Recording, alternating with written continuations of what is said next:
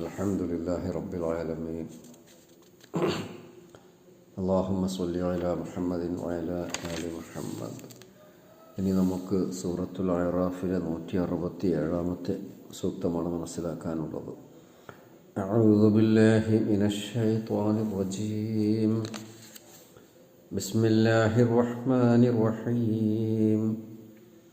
وَإِذْ تَأَذَّنَ رَبُّكَ لَيَبْعَثَنَّ عَلَيْهِمْ إِلَى يَوْمِ الْقِيَامَةِ مَنْ يَسُومُهُمْ سُوءَ الْعَذَابِ إِنَّ رَبَّكَ لَسَرِيعُ الْعِقَابِ وَإِنَّهُ لَغَفُورٌ رَحِيمٌ.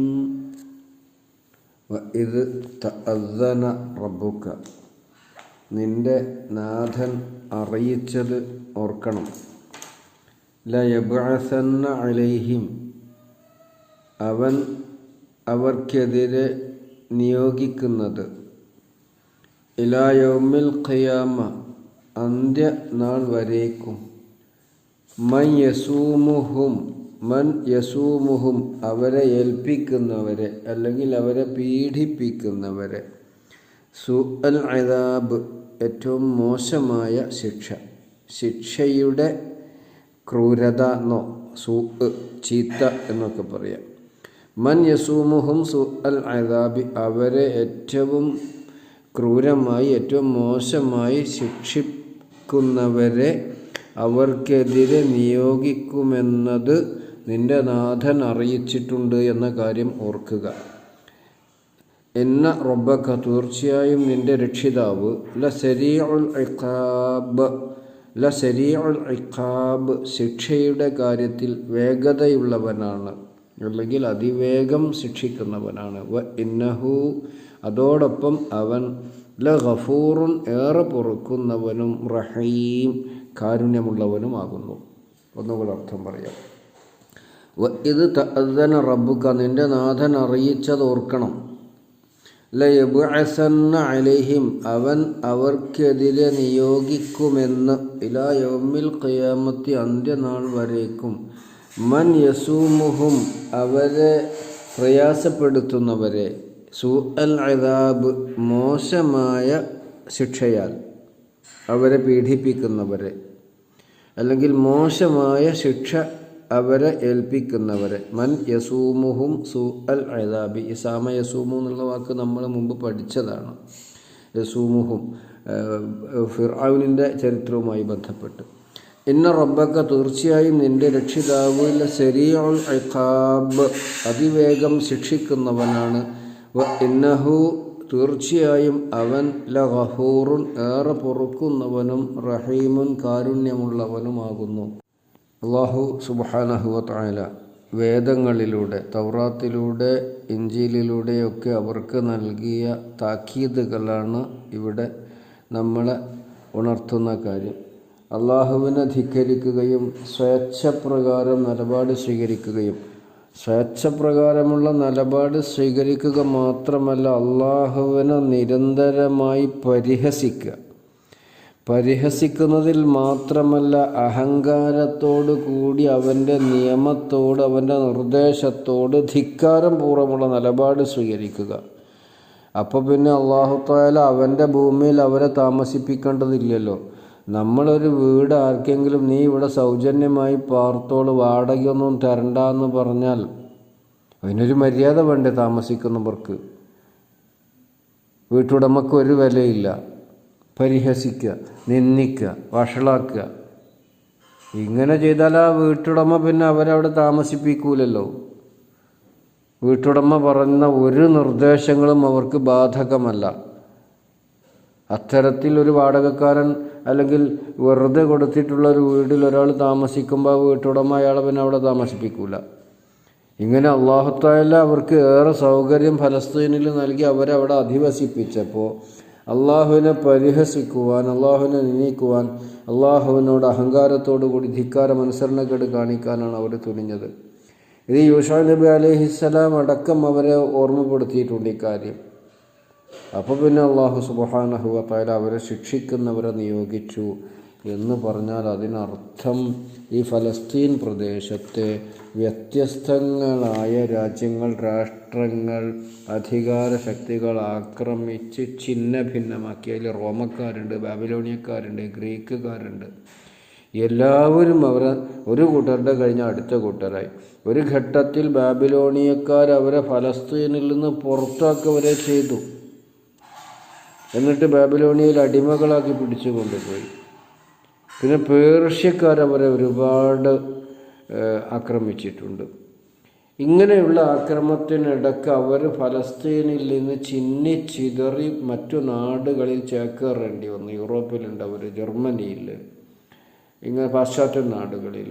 അവസാനം പാശ്ചാത്യ ശക്തികളൊക്കെ കൂടി ജൂതന്മാരെ വീണ്ടും അല്ലാഹു സുബ്ഹാനഹു വതആല അറബികൾക്ക് നൽകിയിരുന്ന ആ നാടിനെ ഒരു ജൂതന്മാരെ കുടിയിരുത്തിക്കൊണ്ട് വിവിധ ഭാഗങ്ങളിൽ നിന്ന് ചിതറിപ്പോയ ജൂതന്മാരെ തിരിച്ചു കൊണ്ടുവന്ന് അവിടെ അധിവസിപ്പിച്ചു. അപ്പോൾ എന്താ അതിനു കാരണം?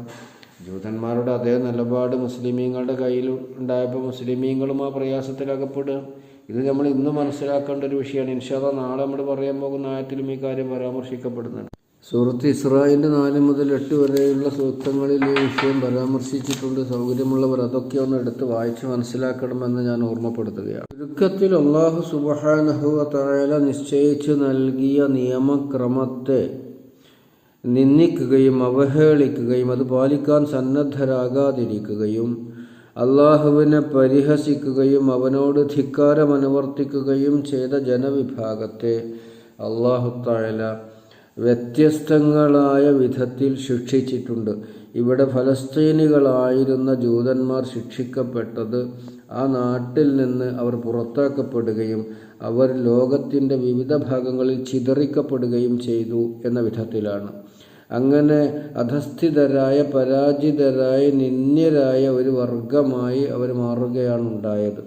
ഇങ്ങനെ വഴിവിട്ട് ജീവിക്കുന്നവരെ അല്ലാഹു തആല മറ്റ് വിഭാഗങ്ങളെ കൊണ്ട് നശിപ്പിക്കുകയും തകർക്കുകയും ചെയ്യുക എന്നുള്ളത് അവൻ്റെ നടപടിക്രമങ്ങളുടെ ഭാഗമാണ്. ഇത് മുസ്ലിമീങ്ങളും മനസ്സിലാക്കേണ്ടതുണ്ട്. അള്ളാഹുവിൻ്റെ നിയമം അഥവാ ഖുർആൻ, നബി സല്ലല്ലാഹു അലൈഹി വസല്ലമയുടെ ജീവിതചര്യ, ഇതൊന്നും സ്വീകരിക്കാൻ സന്നദ്ധരല്ലാതെ സ്വേച്ഛാപ്രമത്തരായിക്കൊണ്ട് ഭൗതിക ജീവിതത്തിന് മുൻഗണന നൽകി ജീവിച്ചാൽ, അങ്ങനെയുള്ള നിലപാട് സ്വീകരിച്ചാൽ, അങ്ങനെയുള്ള ഭരണക്രമം സ്വീകരിച്ചാൽ അത് മുസ്ലിമീങ്ങളുടെ അവസ്ഥ തന്നെയായിരിക്കും. ഇന്ന് ലോക മുസ്ലിമീങ്ങളുടെ സ്ഥിതി എന്താ? ഖുർആനിന് വല്ല സ്ഥാനമുണ്ടോ ഭരണകൂടങ്ങളിൽ? ഇസ്ലാമിക രാജ്യമെന്നും അറബ് രാജ്യങ്ങളെന്നും മുസ്ലിം രാജ്യങ്ങളെന്നൊക്കെ പറയുന്ന ഒരുപാട് രാജ്യങ്ങളുണ്ടല്ലോ. എവിടെയാണ് ഖുർആൻ ഭരണഘടനയായി സ്വീകരിച്ചിട്ടുള്ളത്? എവിടെയാണ് നബി സല്ലല്ലാഹു അലൈഹി വസല്ലമയുടെ വചനങ്ങൾക്ക് വില കൊടുക്കുന്നത്? എല്ലാവരും ഭൗതികതയിൽ ആറാടിക്കൊണ്ടിരിക്കുകയാണ്.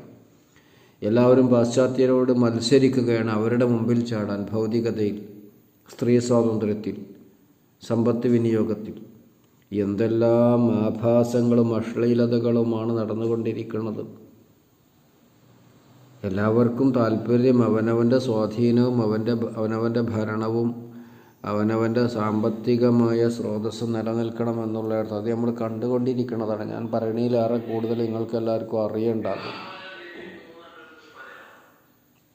അപ്പോൾ ഇത്തരത്തിലുള്ള നിലപാട് സ്വീകരിച്ച സ്വാഭാവികമായി മുസ്ലിമീങ്ങളും അങ്ങനെയുള്ളൊരവസ്ഥയ്ക്ക് വിധേയരാകും എന്നുള്ളതാണ് അനുഭവ പാഠം. ഇക്കാര്യം നമ്മൾ ഉൾക്കൊള്ളുക. ഒന്നുകൂടെ അർത്ഥം പറഞ്ഞുകൊണ്ട് അവസാനിപ്പിക്കുകയാണ്. 167-ാമത്തെ ആയത്തല്ലേ നമ്മൾ പറഞ്ഞു വരുന്നത്. ഇത് തഅദ്ദന റബ്ബുക, നിൻ്റെ റബ്ബ് അറിയിച്ചത് ഓർക്കണം.